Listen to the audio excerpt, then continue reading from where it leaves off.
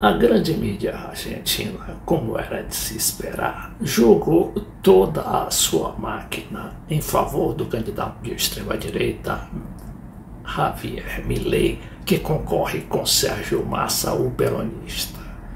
O peronista, por seu turno, é um candidato hábil, eu diria até maquiavélico. Ele não briga com ninguém, ele prefere somar a dividir, ao contrário do Milei, e vai fazendo ali a sua construção, não é? Ao longo de todas as províncias argentinas, principalmente em Buenos Aires, que é a província de Buenos Aires, que a gente confunde muito com a cidade de Buenos Aires, que tradicionalmente é de direita.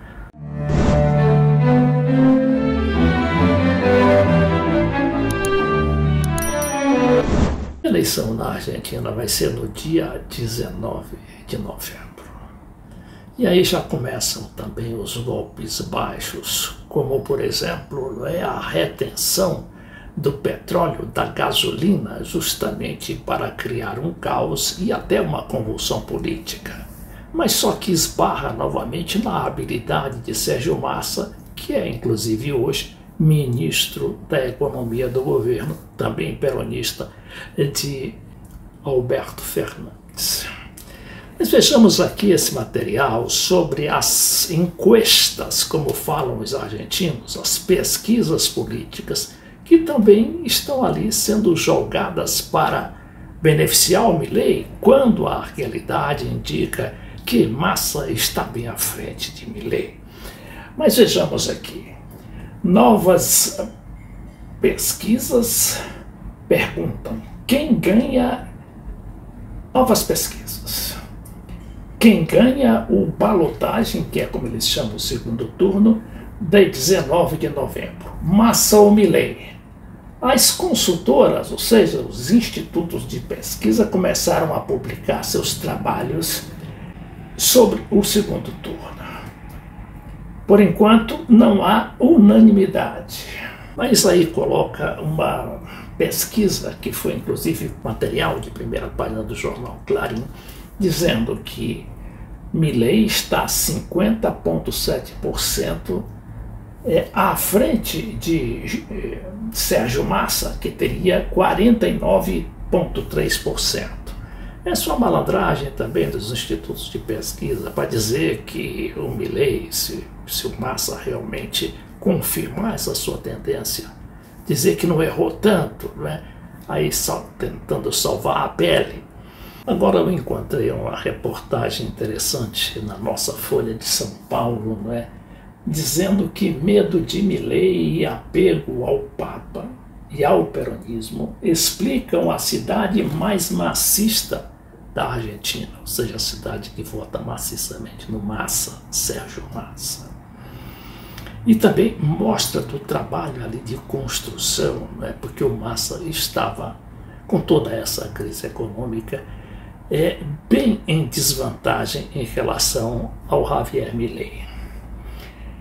Município vizinho a Buenos Aires se assustou com o avanço do ultraliberal, que é o extremista Javier Milei, e ajudou o ministro Sérgio Massa a virar a eleição.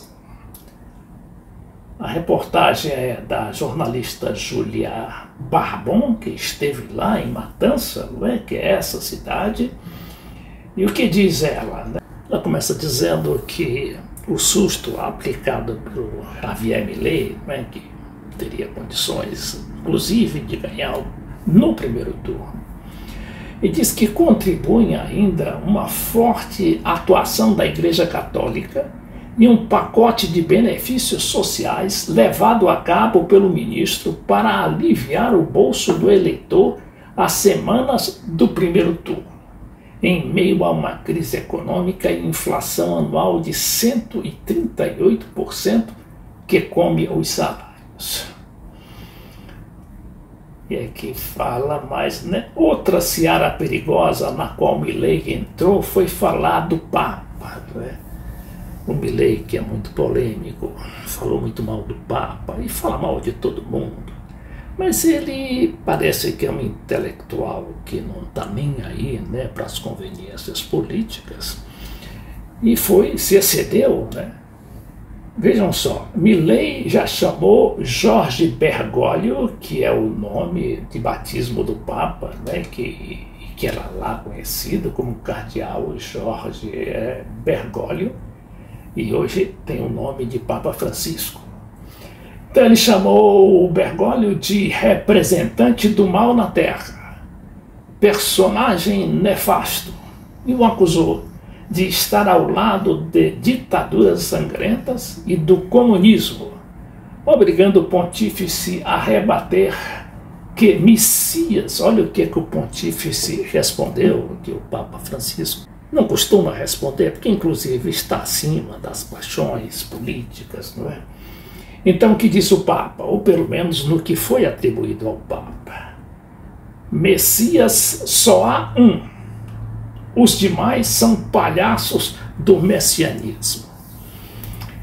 A estratégia política, que até agora nenhum analista conseguiu entender, foi particularmente cara numa cidade onde a imagem de Francisco, que é o Papa, né, está grafitada a cada esquina. Todas as quadras, parques coloridos que você vê aqui para as crianças foram os curas vileiros. Vileiro na Argentina, né, é quem habita as favelas, lá são chamadas de vilas, né? E cura é padres, né? Então são os padres daqueles moradores de favela que fizeram conta o sapateiro, e que segundo conta o sapateiro Roberto Coronel, de 55 anos, evocando uma figura icônica na Argentina. Os curas, no caso, os padres, são sacerdotes ligados ao peronismo que vivem nas comunidades sob o princípio da justiça social. Segundo os moradores, nos últimos 6 anos, foram os responsáveis por transformar um cenário de narcotráfico, que era aquela cidade, não é? Vício em drogas e desmanche de carros roubados que existia ali.